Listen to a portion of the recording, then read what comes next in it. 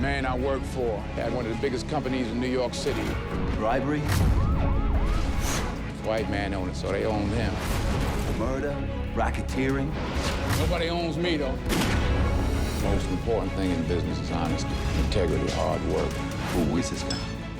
Today, we are back with another movie recap. Before starting, I would like to request all of you to subscribe to our YouTube channel and also press the bell icon to get notified. So let's begin. The movie opens with Bumpy Johnson and Frank Lucas along with another accomplice, or seen pouring gasoline on a Hispanic man in a dark alleyway at night and then setting him on fire. Frank shoots the man as he cries in pain. It's New York City, November 1968. It is the time of Thanksgiving. Poverty is at large in Harlem. Bumpy is a local mobster that controls and governs the majority of Harlem and Frankie's right-hand man. Bumpy is seen distributing frozen turkeys from a truck to neighborhood households, which makes him popular among West Harlem's African Americans. Later, while walking with Frank, Bumpy explains that the biggest problem with America is that it has gotten big beyond control. He points out different stores have expanded and changed their marketing strategies to super discount stores. Frank listens to Bumpy, who complains there's no longer exclusive services, just cheap ownership without pride. He then enters a used appliance store where he informs Frank that big businesses have taken over and there's no space for the little person.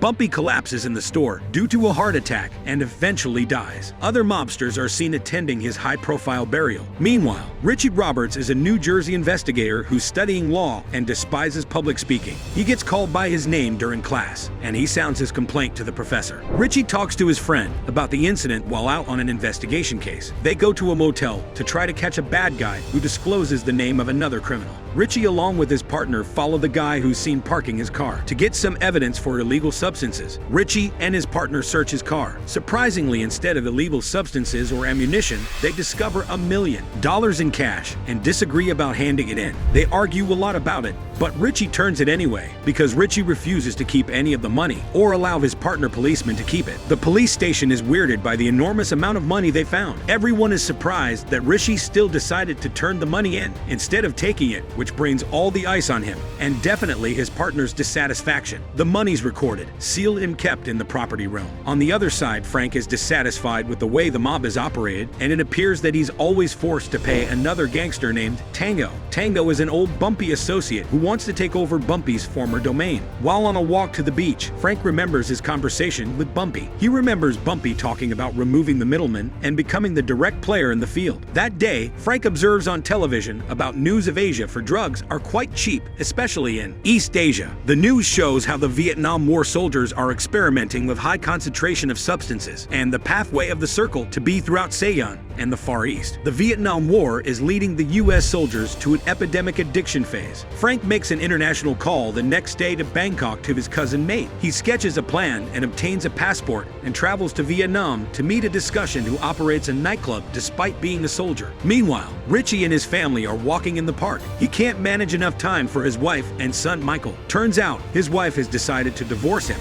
and are working on the custody right. Richie studies the whole night and has a test the very next day. Frank has reached Vietnam and can be seen visiting his cousin's nightclub. He noticed a few soldiers enjoying booze and substances. He meets up with the suppliers and throws out his proposal to buy a huge amount of narcotics. When the leader tries to ask how the substances will enter the States, Frank tells he doesn't have to worry about it. Frank manages to make a deal with the leader for a huge amount, but in a way cheaper price. He enters the trade purchasing directly from the manufacturers and importing it into the United States via returning Vietnam War veterans. Frank distributes his heroin under the name Blue Magic, which is extremely popular due to its low cost and purity, thereby eliminating much of his competitors. Richie's marriage is crumbling because his wife claims he spends a little time with her son. His wife has stated that she and her kid would go to Las Vegas following their divorce. Frank strikes a deal with his cousin to smuggle heroin back to the United States in the coffins of deceased troops returning from Vietnam. He goes to Nam to speak with his future supplier. Frank can sell heroin cheaper than anybody else in New York since there's no middleman. It's also pure heroin dubbed Blue Magic. Turns out the substances are pure, with no added adulterants and fake chemicals. Frank disguises the powders as lactic powders for baby use and starts selling under the household name Blue Magic. The business starts booming and Frank starts doing extremely well at this time. He owns many nightclubs and relocates his brothers and mother from New York to North Carolina. He decides to buy a very lovely house. It is a mansion with a large garden, and wants to present his mother a vanity for her bedroom-built firm's childhood memories in North Carolina. He pays with cash, which takes the home agent back, as she wasn't expecting Frank, a man of color, to be rich enough to buy the place. We see Richie fighting for custody, but his prospects aren't good, since despite being an honest officer, he hangs around with evil people, particularly his son's godfather, and likes to sleep with hookers. Turns out, Richie has a loose grip when it comes to women. He even has intercourse with his attorney. While enjoying his time with his attorney, he receives a call from the morgue. Another police officer had found Javier's body while looking through his thanks. Richie finds a packet of blue magic. Frank calls his home, and his brother is happy to receive his call. He tells his brother to gather everyone in the family and bring them to a place by 6 p.m. The whole family admires Frank's achievements as Frank gifts the mansion to his mother. However, the debtor makes fun of Frank and doesn't want to play. This pisses Frank off, and he pulls out a gun. The debtor still makes fun of Frank, saying he can't shoot a man in front of everyone. However, Frank pulls the trigger and collects his money, proving to his brother the gods it takes to stay in this business. Richie manages to collect some of the usual substances in blue magic.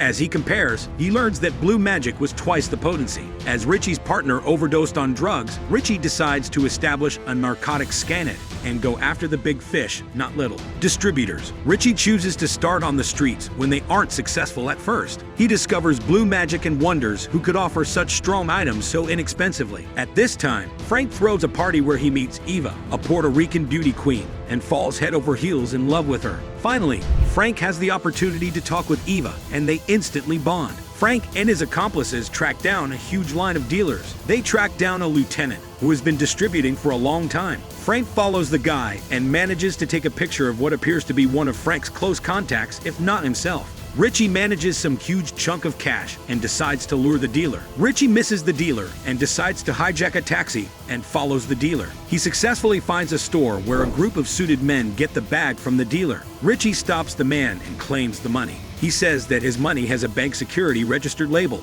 The men let him take his money and warn him to never come to the city and get involved in the city matters. The New York police tell Richie that a taxi driver filed aggravated assault charges against him. Frank and Eva have become a thing after going out on a few dates and disclosing his life to her. He picks up his fiancée, and they'll go to attend a boxing fight between Muhammad Ali and Jill Lewis one night. He has better tickets than some of the world's finest artists because he sits right up front. When Frank returns home, he tosses the costly coat that has put him in the limelight into the fireplace to burn. Richie learns that the guy he saw was Frank Lucas and vows to bring him to justice. The only issue is that Richie has no proof that Frank is a drug dealer. Frank marries Eva and meets investigator Trupo, who demands $10,000 every month to keep his lips silent. Frank also has dealings with local competitor gangster Nicky Barnes, who sells heroin under the brand name Blue Magic. But Nicky has been reducing the supply and selling it himself, while still utilizing Frank's brand name. A stranger shoots Frank and his wife. We never find out who it is,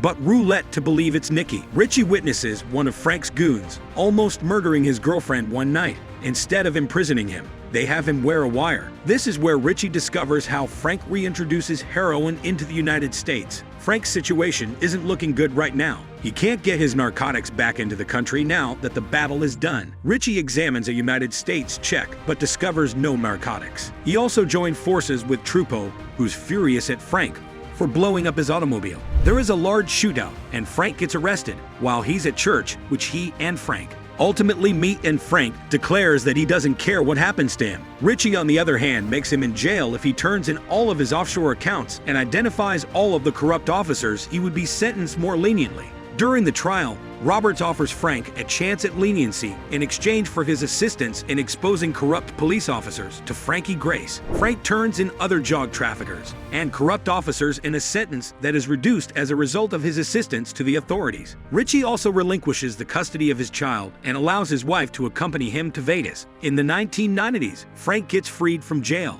Thanks for watching. See you guys in the next video.